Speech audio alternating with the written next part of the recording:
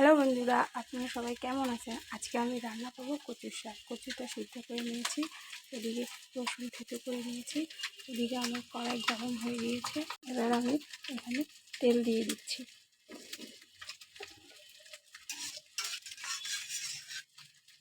এবার আমি 5 ফোড়ন সম্বাদ দিয়ে দিই।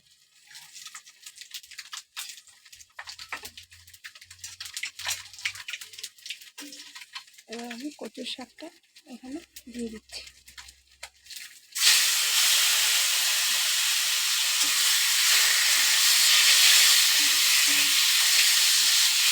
এবার এখানে রসুনটা দিয়ে দিই। দেখুন বন্ধুরা, এখানে আমি কাঁচা লঙ্কা ফাটিয়ে দিয়ে দিচ্ছি। এবার পরিমাণ মতো লবণ, পরিমাণ মতো হলুদ দিয়ে দিলাম। দেখুন বন্ধুরা, এখন আমি এটা ভালো করে নেড়ে চেড়ে ঢাকা দিয়ে রেখে দেবো। এবার আমি ঢাকনাটা খুলে নিচ্ছি।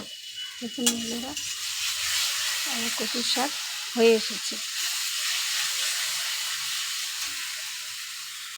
এবার এখানে আমি একটু জিরার গুঁড়া দিয়ে দিচ্ছি।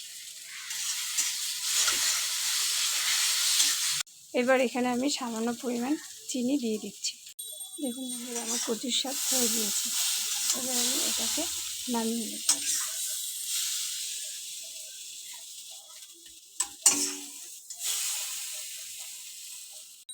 দেখুন আমার কচুর শাক রেডি।